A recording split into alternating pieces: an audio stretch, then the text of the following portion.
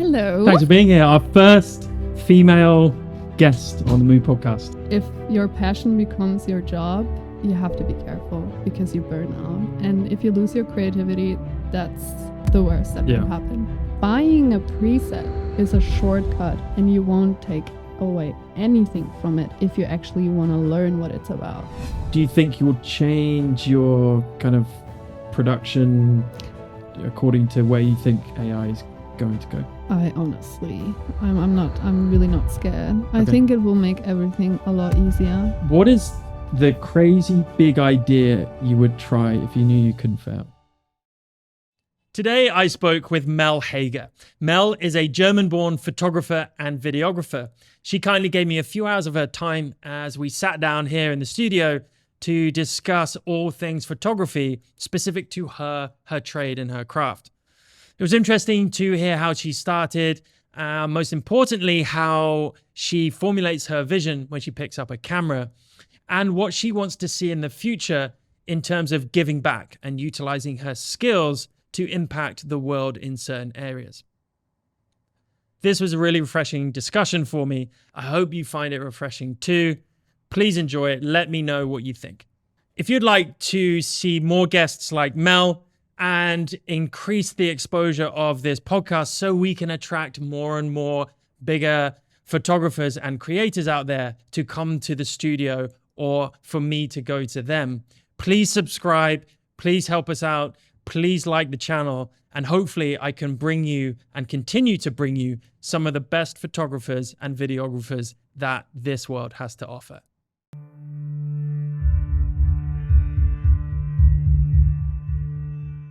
Hello. Thanks for being here. Our first female guest on the Mood podcast. Honored. Pleasure to have you. The honor is ours. I thought I'd kick off with a question, which will hopefully give you a bit of an opportunity to introduce yourself anyway. Mm-hmm. So the question being, what do you do and why do you do it? Okay. Well, so my name is Mel and I'm originally from Germany. I'm a videographer and photographer, and I have a media production based here in Indonesia. Well, why am I doing what I'm doing?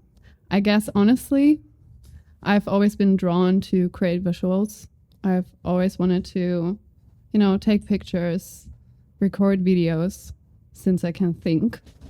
And it has become a passion, and I made it a job just recently, I think 3 years ago. Yeah.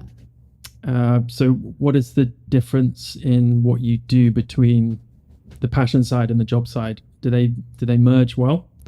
They merge well. I mean, it takes some time up until you gain some skills on the business side of things. A passion is where your interests are laying, and then you have to educate yourself. You have to go through some, business situations and gain skills. So it's working out really well, and I love the setting here. It's different than Germany. I think I would have never tried to do that in Germany just because I can work in nature here. There's so much more. Yeah, the resources are insane.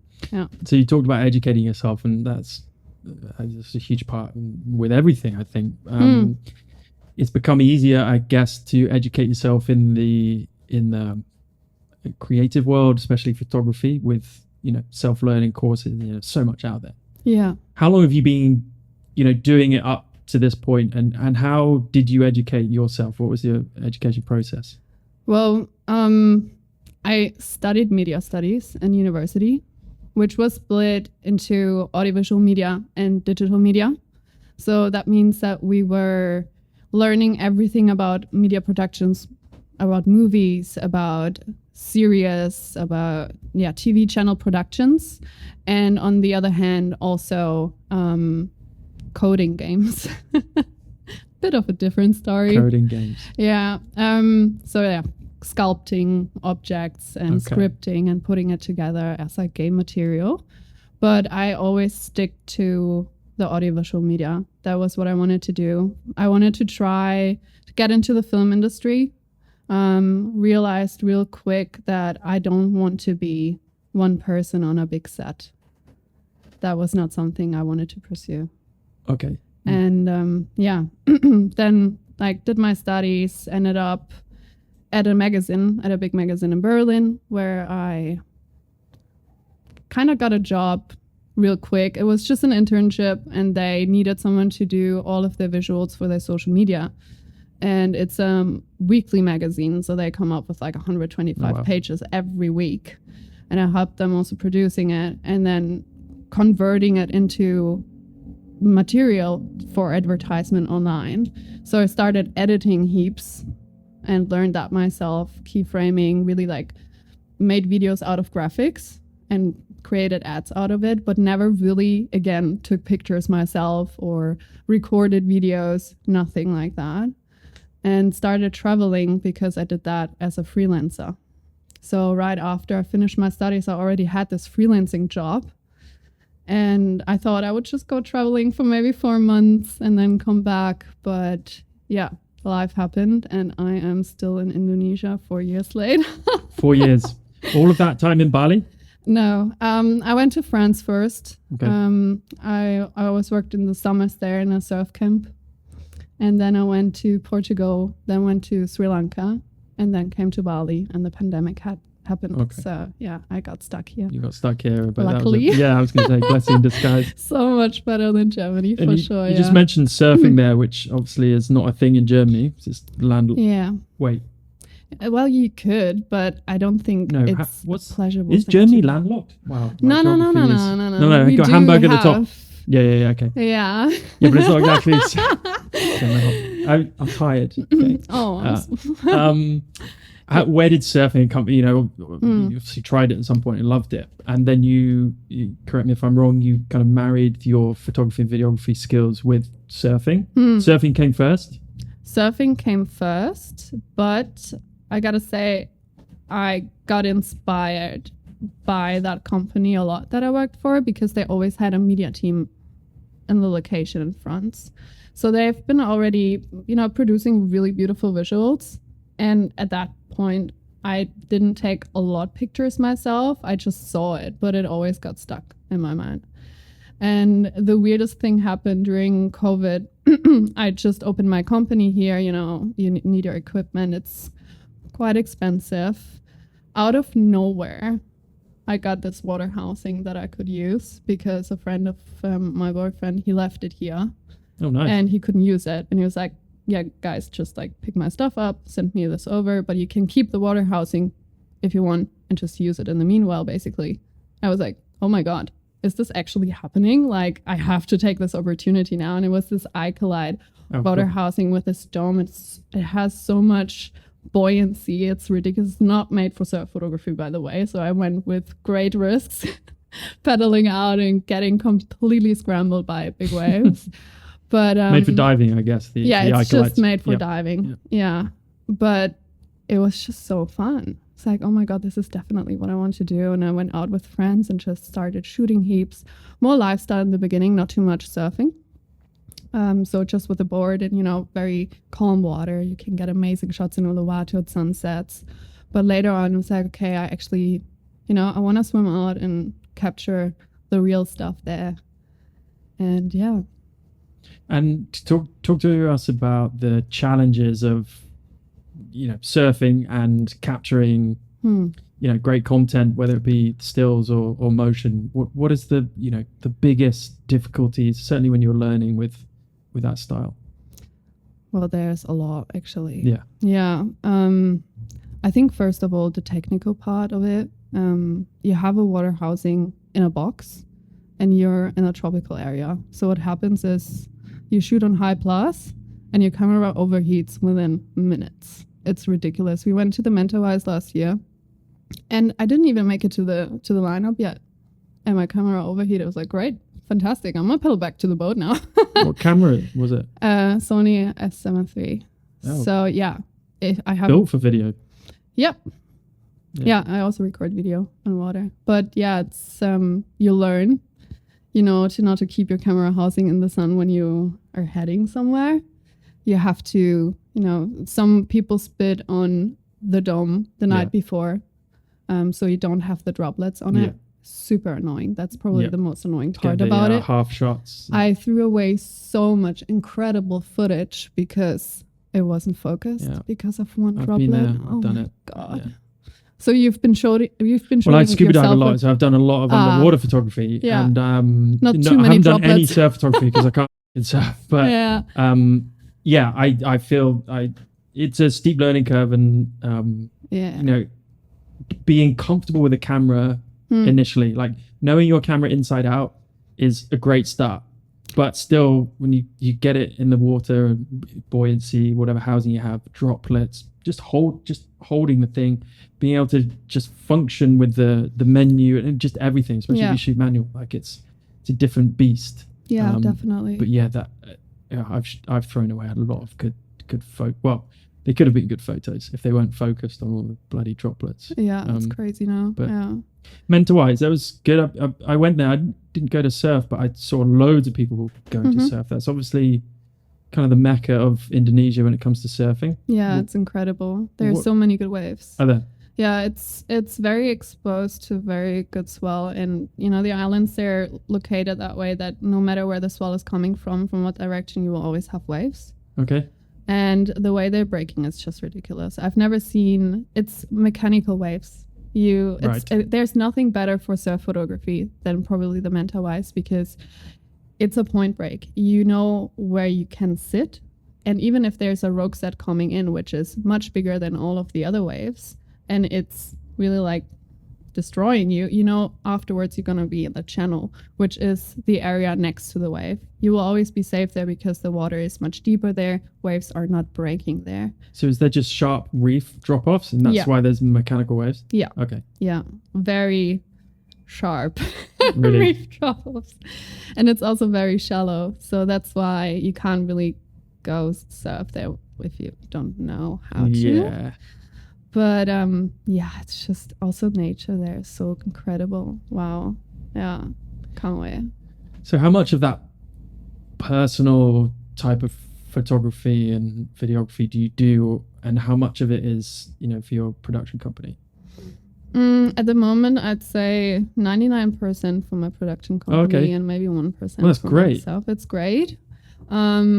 Actually, tomorrow we're heading on a little trip, and I'll be able to just shoot for myself a little bit again, also in water. So I'm really looking forward to it. I learned the past month that it's so important to keep the balance.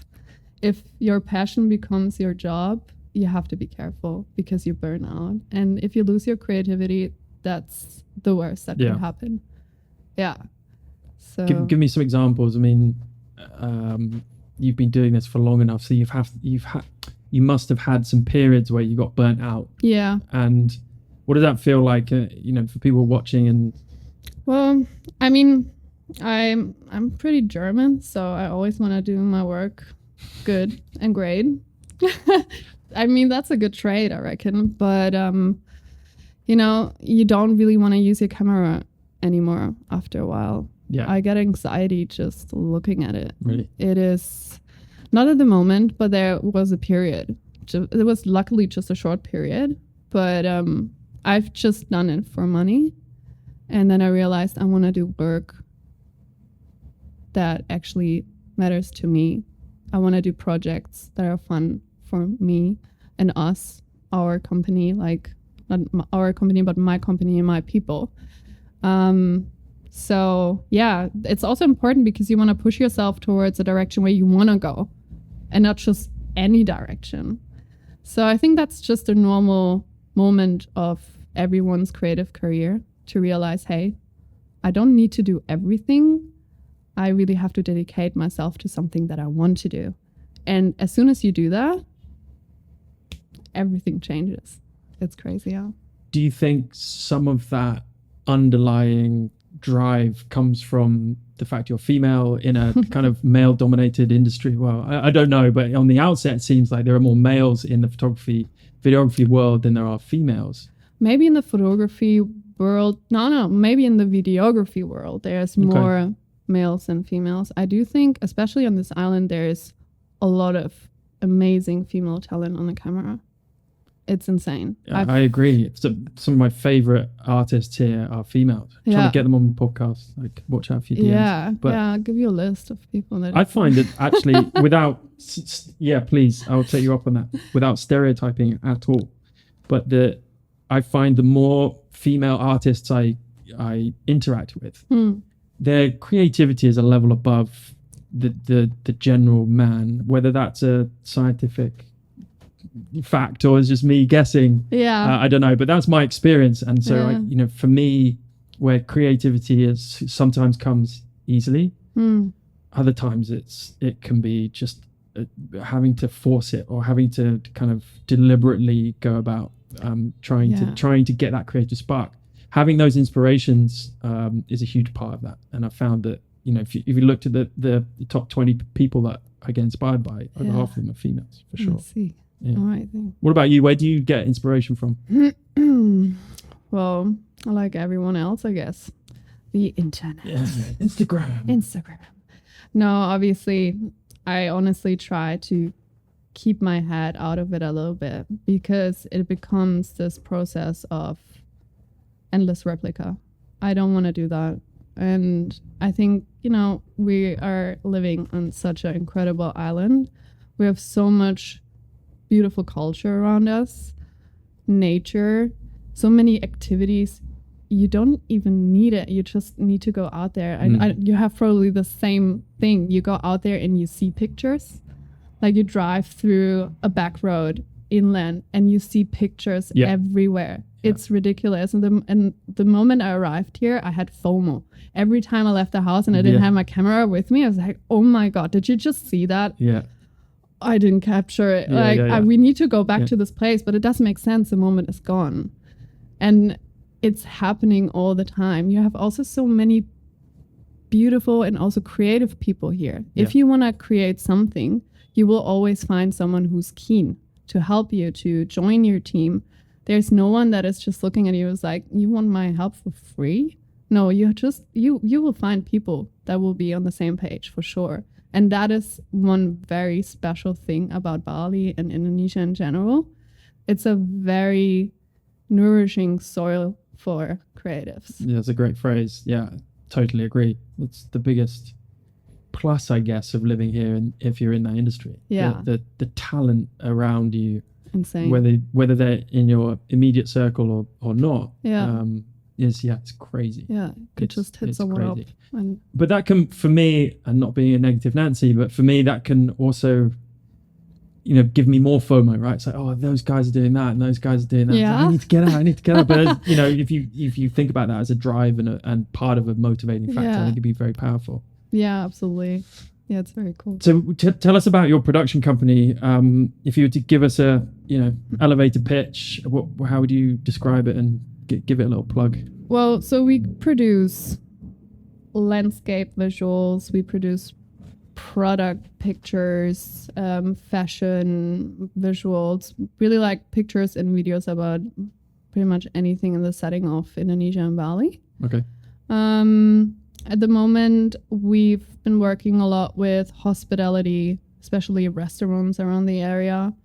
And now we're pulling back a little bit from that and going more towards product and fashion again, which is super fun because you get to work with brands from all over the world.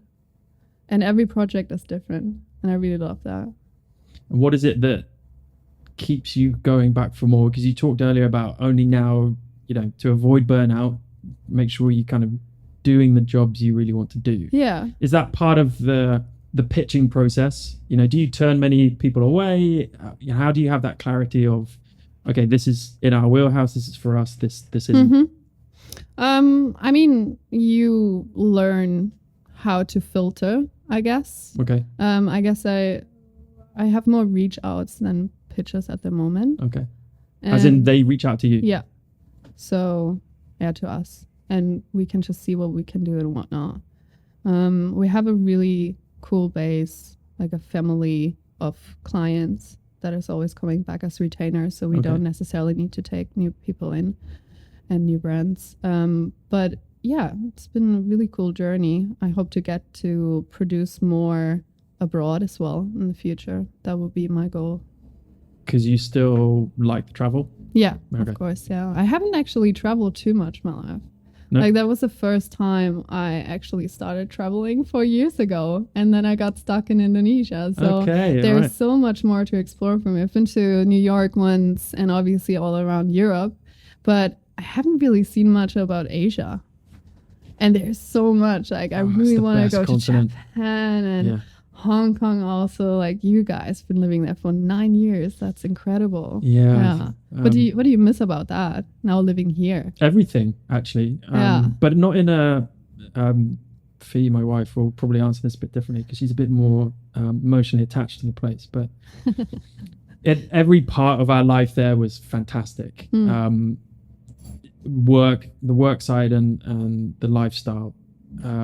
It's an expensive place to live, but usually the salaries will compensate for that. So you'll generally get a higher salary because it's just a higher cost of living. It had everything. It has everything. Unfortunately, it got to a point where COVID, it didn't ruin the city. It damaged it, and some of that is permanent damage. With the culture there, with the perception of the interaction with the outside world, less business there now. Every business that thinks about going back to Hong Kong to maybe set up again is way more cautious with that. Tourists more cautious. The government are handing out free tickets to try and get people in because everyone's worried, like, well, if there's another COVID, we get stuck there, or how do we know if it's going to be secure or not? How much influence from the mainland, etc. So there's quite a lot of geopolitics that went on during COVID, and they handled it, in my opinion, extremely badly. Yeah. And Fee and I suffered probably the worst because I was traveling a lot with work, and I was in so many quarantines in hotel rooms and government isolations that it just became untenable in the end. Oh, wow. So we saw it as an opportunity to move and come here, and it's a place I wanted to come for a while. But to answer your question, we still have some really amazing friends there that we miss.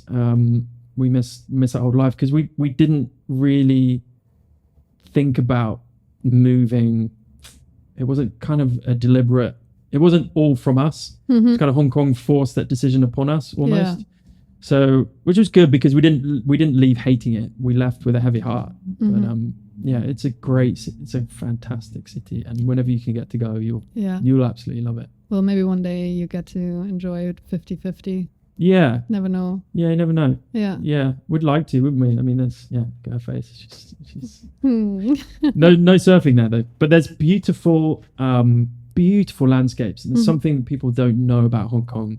Yeah. They see it as a cityscape, and actually that's probably less than 10% Hong Kong. I mean, it's made up of 238 islands, and a lot of those islands are just beautiful. Okay. Incredible beaches, incredible hikes, beautiful wildlife, beautiful landscapes. So if and when you do go, make sure you head out to those parts and don't just stay in the city. Cause selling it for sure. Yeah. Tell me a little bit about business skills. I'm always so interested in this, and I think people watching and listening always kind of want to know, how did you as in whoever's on the show, how did you make it to where you are today in terms of the business side of it? Obviously, like, you have to be good at what you do or have some element of quality to what you do, but so much of it is how you market yourself, how you present yourself, your pricing strategies, or avoiding burnout, choosing the right client, etc.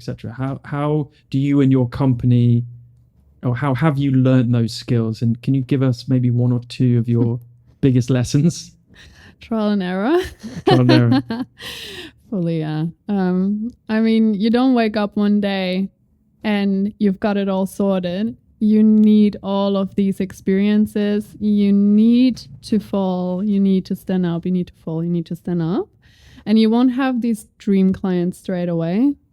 They will come, but they're just not there straight away. You might have one or two, but you just have to do the work. Just do the work. Honestly, like, this is probably the most German thing I've said tonight. Just you work hard, yeah. No, like, it all comes naturally, you get to know people on a business level. You might know clients from before. you become, or you interact on a business level together, and you see changes, you see what is required, how you can actually solve problems also for people. Like, you're not only selling visuals in my case. Yeah, someone needs something.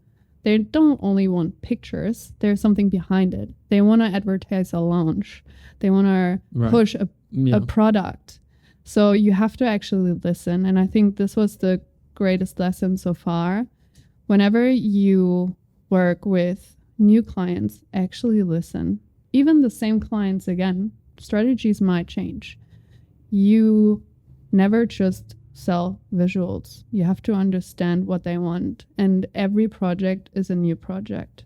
And if you handle it that way, you will do a great job. But yeah.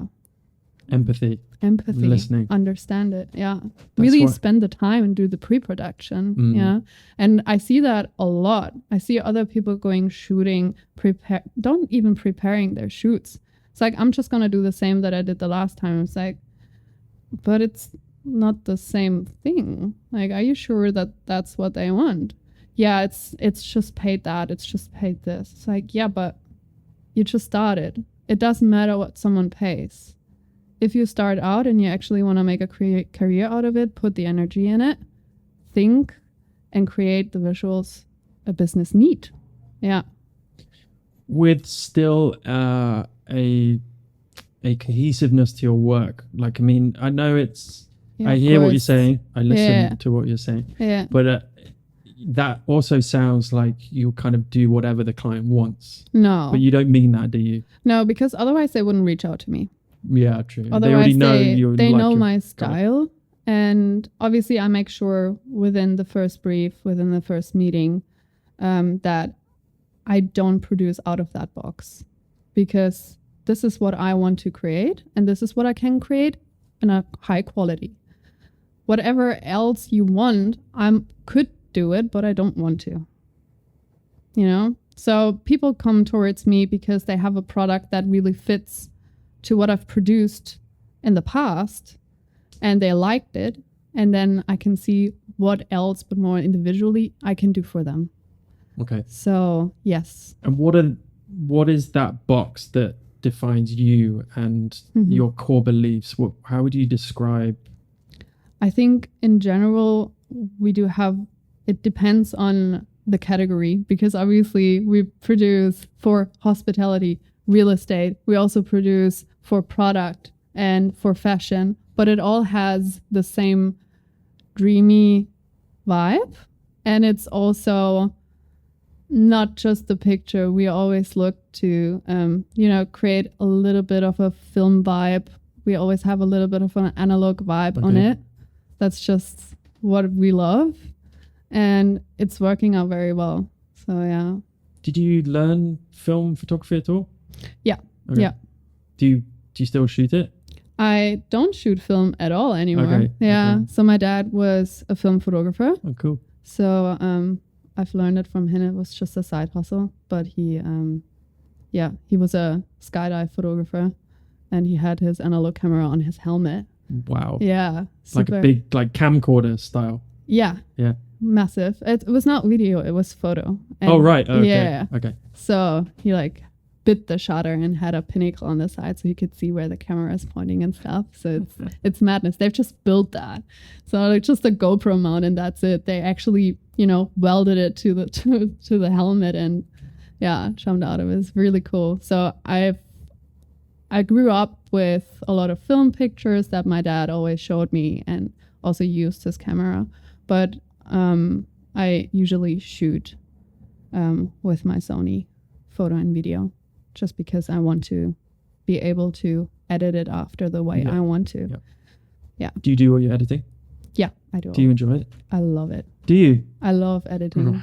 That's the main part. And that's why I also love to work with DaVinci, because it's just so nice, man. Like the whole UI, the whole UX is so easy. It's so intuitive. And the whole color grading is so fun. It's so different from Premiere Pro.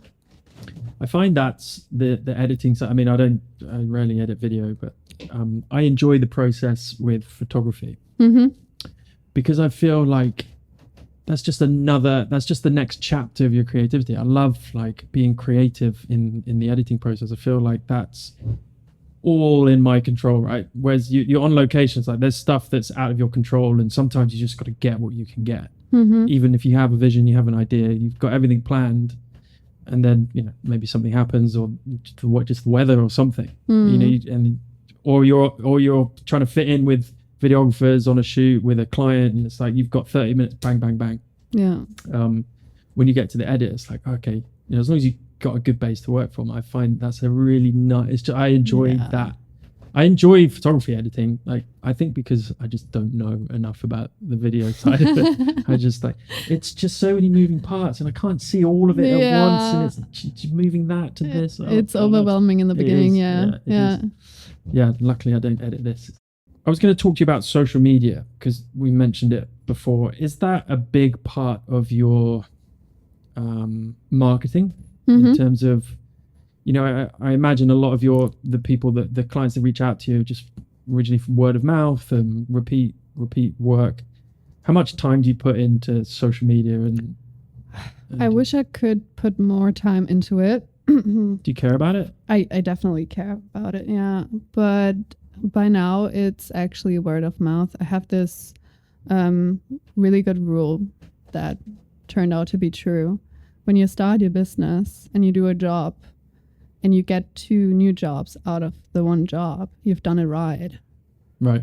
So if just repeat that, and you do that over a couple of years, you don't necessarily need it. But for me, honestly, it's just a beautiful appreciation to showcase my work the way it has to be seen, Yeah. It's part of your identity. Yeah. And it's also nice to see what people create on a business side and then on a personal side. Like, I have an account on Instagram, I have an account for my business, and I have an account for my personal photography.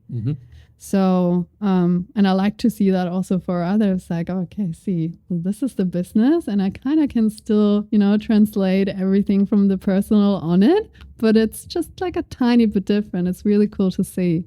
Yeah. And I love when people actually spend time and, showcase it the way it's supposed to be showcased. Which is what? I mean, if you've done proper video projects, it's nice to already give an introduction, a little trailer before it actually gets released. Yeah. Share some snippets, get people excited. Put up a proper strategy about every post. There's all your energy went into it. Why not showing it? Yeah. Yeah. So I think teasing, people don't tease anymore, and I feel like that's something that should come back. I've started doing that with this actually. Just putting the highlights out a week before, or at least a few days before, and then because this is a completely different beast, podcasting. Yeah. It started as just wanting me to meet and chat with people, and thinking about it now more strategically, it's definitely something we can tease and at least have some highlights that people might watch out for that when it comes out. Yeah. Just never kind of done that. But yeah, I'd love seeing trailers. I'd show much rather reels. Even show reels for photographers as well. Yeah. It's social media, it is a sort of short form content, but you can break it a little if you make people excited again. Just don't show them everything straight away. Yeah. And that's what I really love. Yeah. So when you talk about how you show your content to your audience or to the general public, how much of that are you thinking about when it comes to the perspectives of others? Or is it just, okay, this is me, this is my perspective, this is my environment, and I hope you enjoy it? Or are you kind of catering a little bit to, obviously you have to cater to clients if it's a commercial job, but what about, the social media side of it and your personal stuff? Is it just from the heart, here you go? For my personal account, definitely from my heart, because it doesn't necessarily need to be a strategy, but I'd like to share BTS, You know, I'm out there with models. We actually spend time together. Just show a snippet.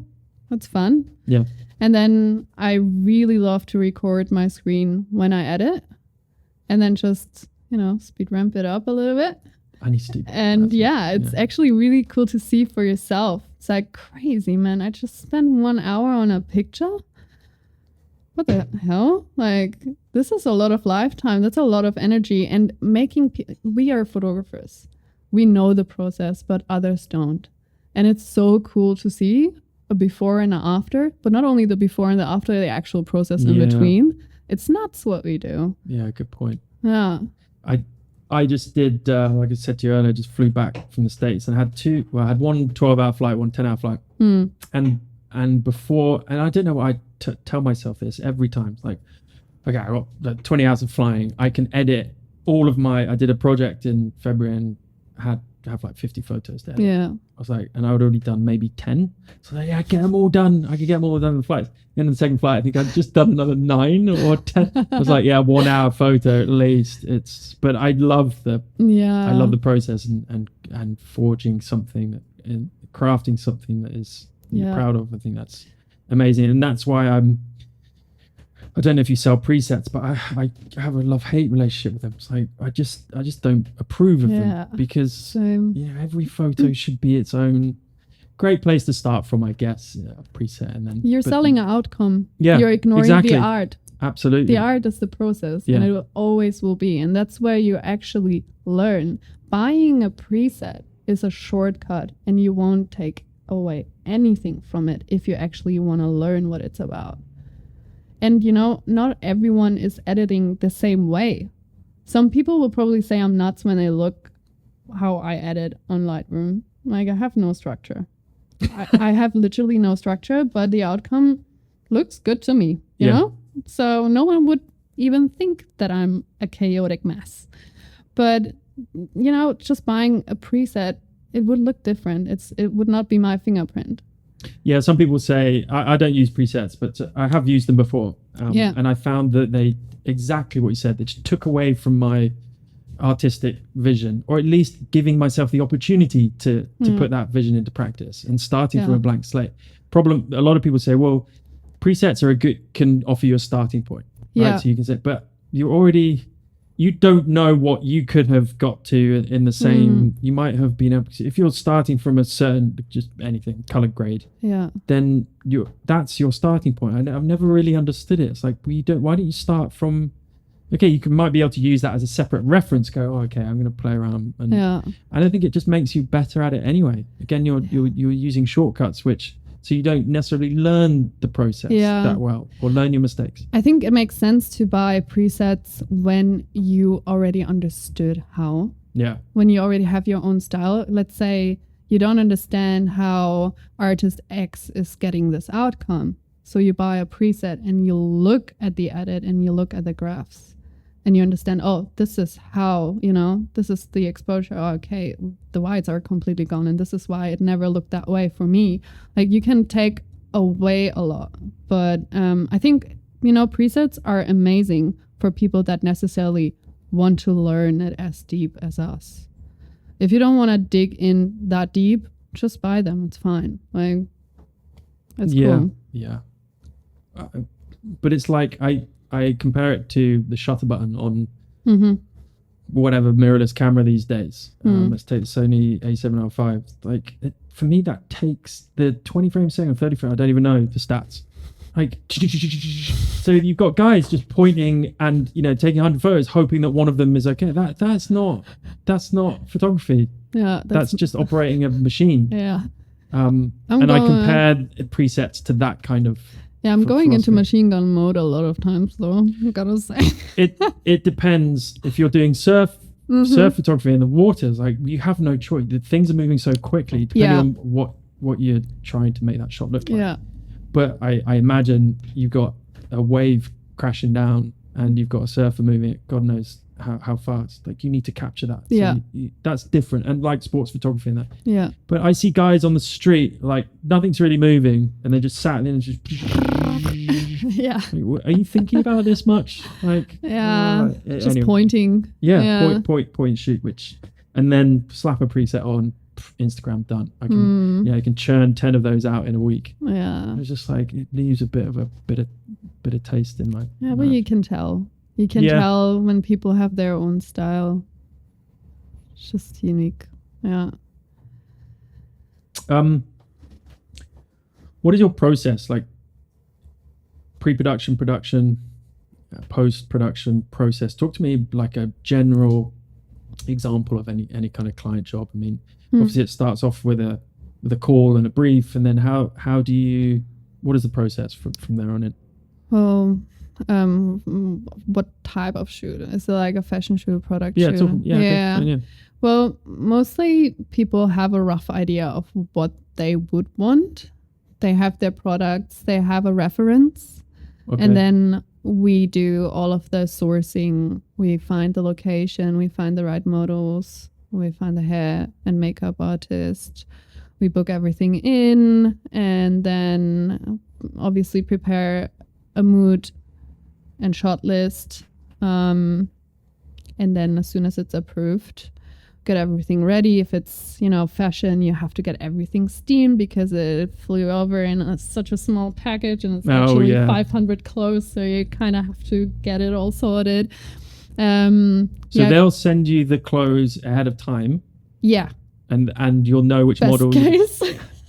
I was going to say, sometimes surely you just get it on the day, right? Oh, yeah. It has been pretty tight sometimes. Yeah, like 2 days before, or even canceling a shoot. Also really? Happens. Yeah. You never know. It's Jakarta. It's a gamble. But yeah, and then we go get everything done the day at the shoot, and then post-production, depending on how many shots were ordered, up to 2 weeks, 1 month production time. And then, we get everything done, handing it over, and then that's it. Do you do much studio work, or is it all outside when you're doing fashion? You mean the location? Yeah. Inside or outside of both? So I guess many brands choose Bali because they want to shoot at the Bali villas. Right, yeah. Which to me, honestly, doesn't make a lot of sense because you can recreate that anywhere in the world. There is some really beautiful locations like Casa Nomada and stuff, and they're really timeless. But, Bali has so much to offer, and sometimes I'm a bit mad because I would want to, shoot outside, actually take models out into the rice paddies, shoot proper campaigns, and you get those jobs for sure. But the majority is actually inside, which is very weird to me. That is weird. In villas, not like necessarily in a room, but at the outside area of a villa. Yeah. Interesting. Yeah. How do you see the fashion photography sector moving forward? Now we've got AI just all over our industry, with a kind of worrying, concerning future ahead of us. But I think, do you worry about that? Is that, do you think you'll change your kind of production according to where you think AI is going to go? I'm really not scared. Okay. I think it will make everything a lot easier. Just because when I hand over a shot list, I can create images before. Yep. Mid-journey. It's insane. Obviously you don't necessarily need to go on Pinterest anymore. I'm still doing that and get some example shots or even my own shots. But I think it will help. I don't think brands would want something created by an AI in the future. Yeah, have you seen the picture of the Pope wearing, I don't know what it was, I think Balenciaga? No, I haven't seen that. Yeah, I mean, there's a lot of stuff out there that makes you curious. I saw some party pictures that were in analog style and they looked very real. But then if you look closely, the models have like 50 teeth. Yeah, 8 hands. Yeah, very weird. So I think we're not quite there yet. But I'm also not sure if that's what brands want. Honestly, we just went back to selling analog pictures again. Yeah, but imagine all of that looks identical to real life, which is a matter of months away, if not 1 or 2 years. So why would a brand pay for you production, model, everything, the whole fee, where they could just pay an AI prompter or engineer, whatever you want to call them, for an hour of their time? Yeah. So I don't know. I think brands that have got stories to tell or have that deeper meaning behind what they're trying to portray will not use AI, will not want to, because they want the human aspect, they want the process, they want the story behind it. It will always be the human connection by the end of the day that wins, for sure. Yeah, 100%. Whereas things like food photography or product photography, I mean, that unfortunately I think that's just a dead industry for photographers. Classic product photography. You just take a picture with your phone and type it in, and that's it. You have it perfect lit in a studio, done.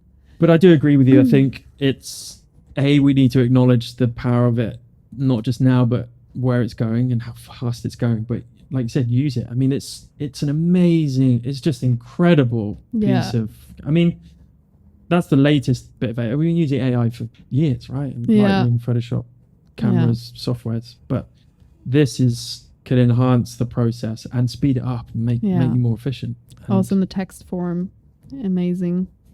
For me personally, it's amazing. Yeah, you mean the copywriting and stuff? Yeah. Wow. Yeah. Rewrite more professional. Make it more funny.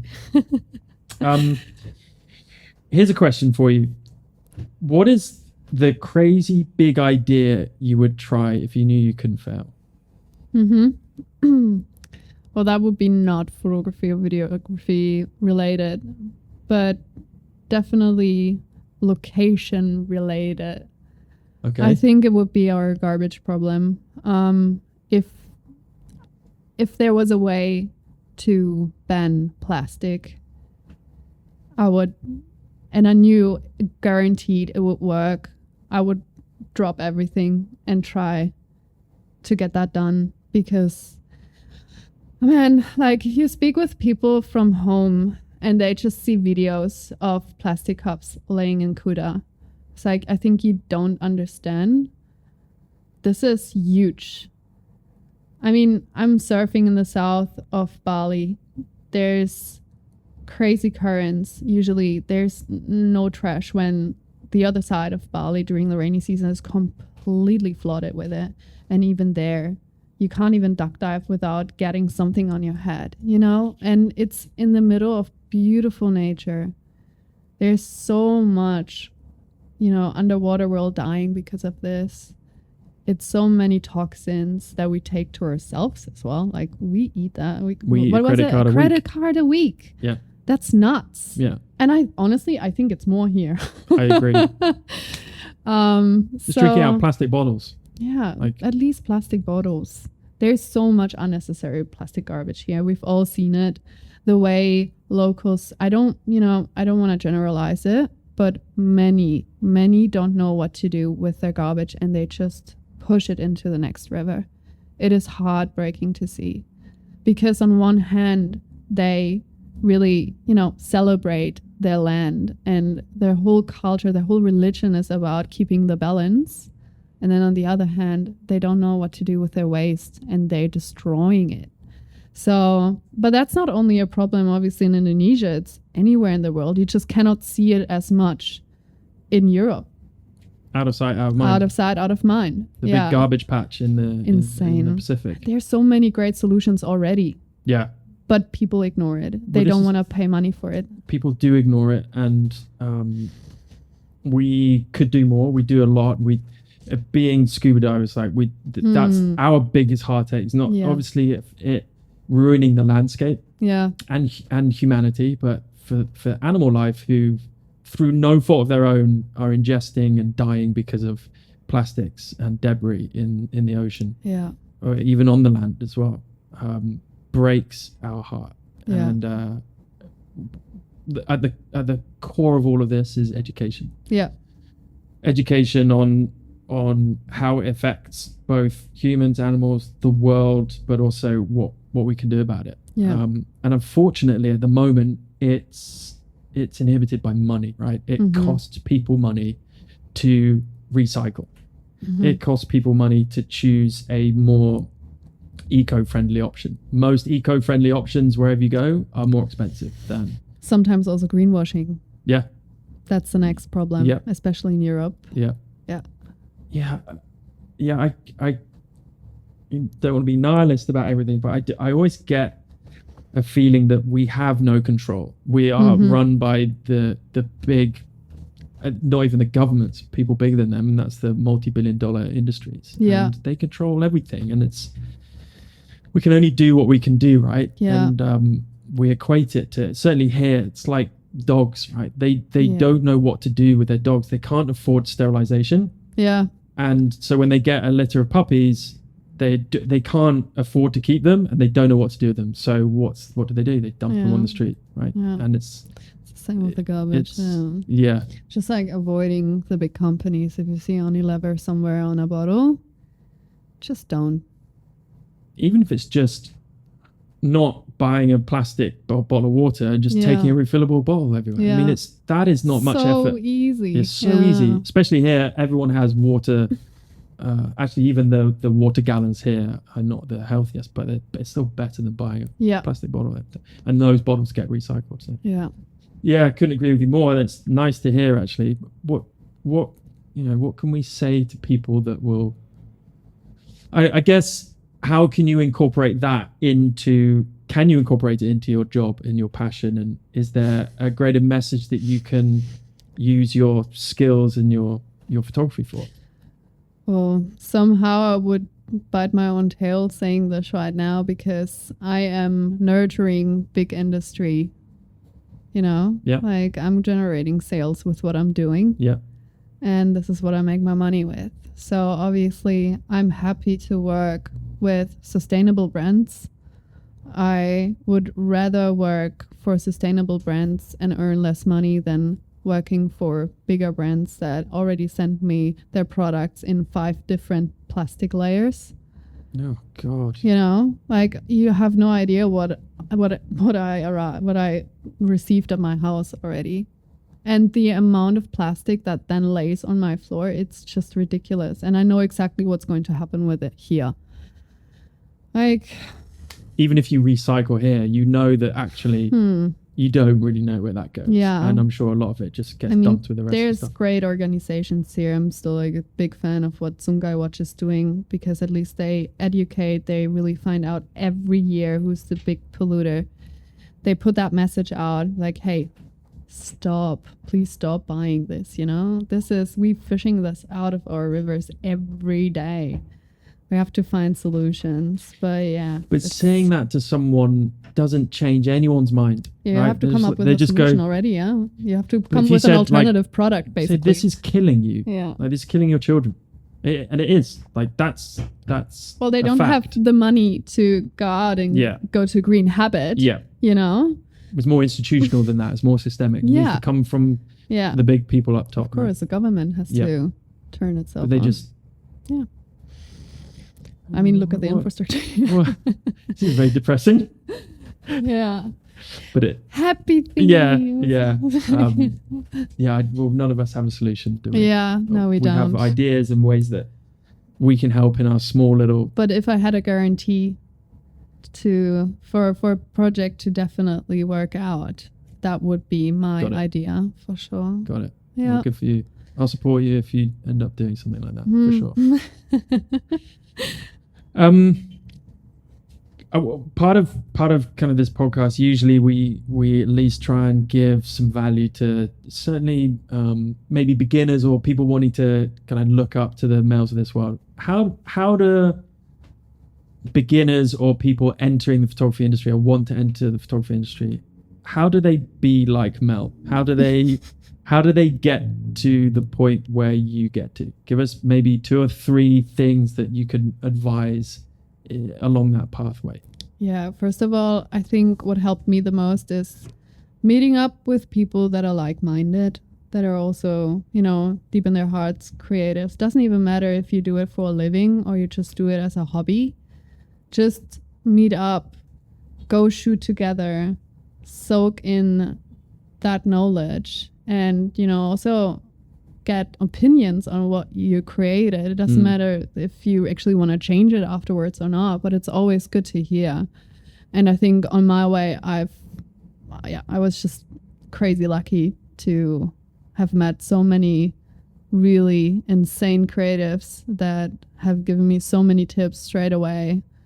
Also including my boyfriend, who is a videographer, that kind of led me into videography and is helping me on a daily level whenever I have questions like, why did this export didn't work out? Oh my God. So he's just sitting there and is just shaking his head. It's like, yeah, see, just this little tick. It's like, yeah, could have never, like, how could I know? You know, it's always good to surround yourself with people that are maybe a bit further than you are.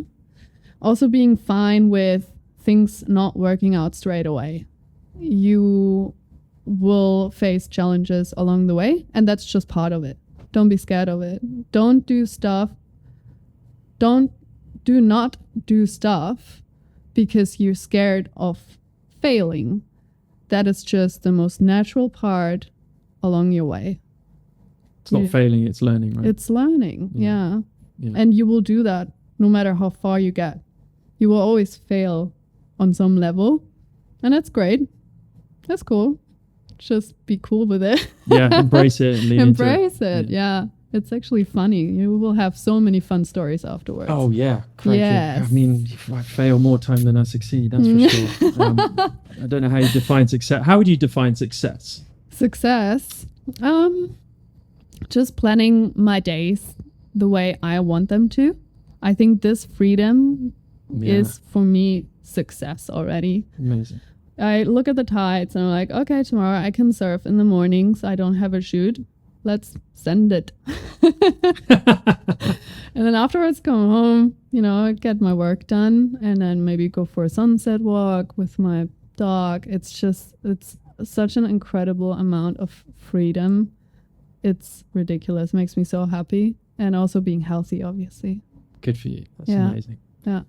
With Luca, and we're going to get Luca on at some point, but do you guys work together much? No, not at all. No, not at all. Okay. Yeah. Just for some projects, if we were hired from like a hotel somewhere else, we do stuff together. But he has a complete different approach than me. He's more on the YouTube side of things. Oh, okay. Yeah, he's producing weekly. Really? Yeah, he is on it. It's crazy. I don't know how many videos he already uploaded. It's crazy. On YouTube? Yeah. Why have I not seen him on YouTube? You should check him out.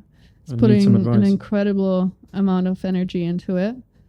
But yeah, we're working next to each other, let's say that. We don't work with each other. And I think that is actually a very nice way of being in a relationship with someone who's also creative.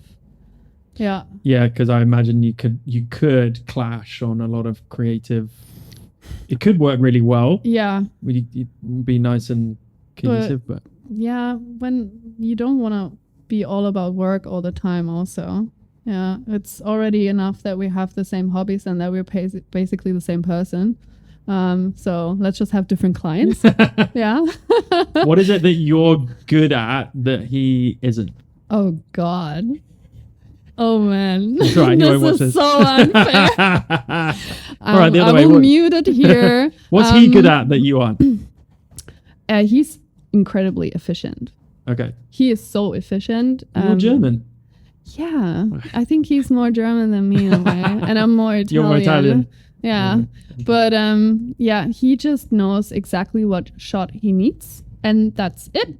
He's not getting more footage while I'm standing there for another 30 minutes and I'm just getting some more, which then costs me time in post-production as well, because you have to look through all your footage. Yeah. So incredibly efficient and very smart about all the specs and technical things. Yeah. Yeah, I feel, again, not trying to stereotype, but the guys are more interested in the technical side of things. Yeah, right? definitely. Yeah, I gotta and say. the gadgets and Yeah. stuff. Yeah. Um, what are your biggest fears in the future, in the present, in the space that you're in? I guess not being able to see my family again for such a long time, and also my friends, because COVID was hard. I said goodbye for 4 months and I stayed away for 2 years. Yeah. And that felt like I built a life in a parallel universe. It didn't feel like it was all happening in the same universe. I never brought them together. Like 2 years apart somewhere else with complete new people. It's just so nice having it all together now. Everyone has met everyone, and so great to have this life here but still be able to go back. But obviously, fear-wise, job-wise, man, let me think. There's not really a lot that I'm scared of. That's great. Yeah. I think the family thing is will resonate with every expat. Yeah, and of course. Unfortunately, you started your time here as COVID hit, right? So you didn't have the choice of really going back and visiting, or at least them coming over here to visit. Well, I could have left, but that also Right, would have meant that I would not be able to come back. And there was already a boyfriend and a dog waiting for me. So that was just not an option. Yeah. So Luca was here before you? Yeah. Or you met him here? Shortly after we met here, yeah. Okay. Yeah, the family thing. How often do you get to go? How often do you try and go back to Germany? Last year I went twice, and this year I go once, but for a bit longer. Okay. Yeah. Have they been out here yet? My mom has been to Bali right before COVID hit. Oh, wow. So I came with her, and we traveled around Bali for 2 weeks. And she's like, "Oh my God, we gotta leave. Like this COVID thing is kind of escalating." I was like, "Nah, Mom, it's fine."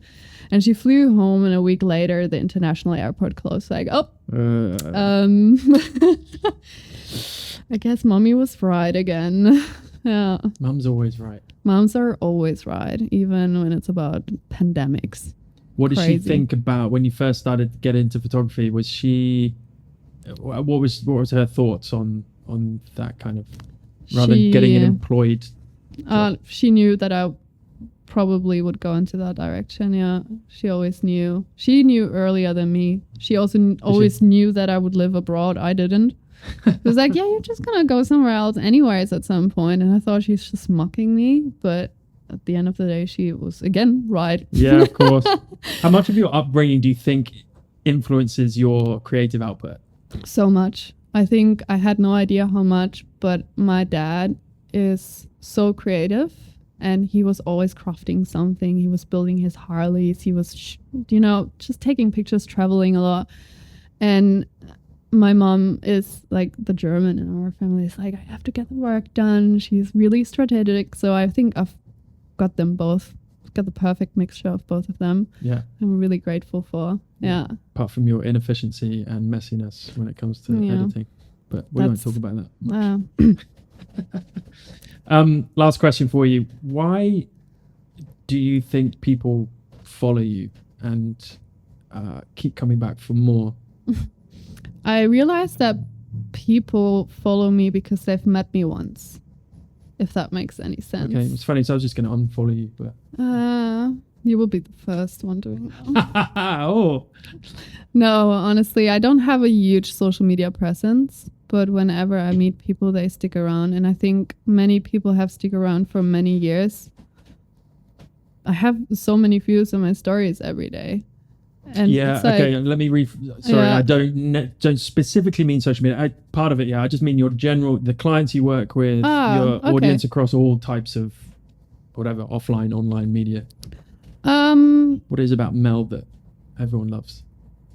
I guess I've put a lot of energy into what I put out there. It's always thought through. I give some, man, I really don't know why people stick around. I guess it's first of all a unique story that someone gets stuck at the other side of the world, and people really want to know kind of what happened. And also my career path changed real quick in the moment that I've really leaned into what I really want to do. And I guess that's a story everyone kind of wants to hear. Yeah. I think just from listening to you, I think your passion for what you do is obvious and very attractive for people to watch what you do, be interested in what you do. And especially with clients, I think they can, I've seen this trait across many successful people who are success in their own definition, creating their own schedule, having time freedom, which means you've got work there when you want it and if you want it. To have that, I mean, is amazing for a start, and you should be extremely proud of it. I'm sure you are, but I think clients can see who you are, like in terms of why you're doing something, what you're doing it for, and that passion and that drive just comes through in the work, definitely. Yeah. So I think personality aside, I think they just want, and the followers do, whether it's individuals who have no interest in photography and they want to see your stories and your journey, that's part of it. Yeah. That's who you are. Yeah, And I that's think natural. that passion of you just getting up every day and doing what you want to do is inspirational for a lot of people. So Yeah. I think, in my opinion, that's what I would see that's why I follow you. And that's why I try to get you on the podcast. So thank you so much for coming. It's been an absolute pleasure to have you on. And please bug Luca for me when he's got some spare time and we're both in the same country together. We'll get him on as well. Yeah, I will let him know for sure. Thank you again. Good luck with the future, and hopefully we'll cross paths again soon. Thank you. Cheers. Cheers. Thank you.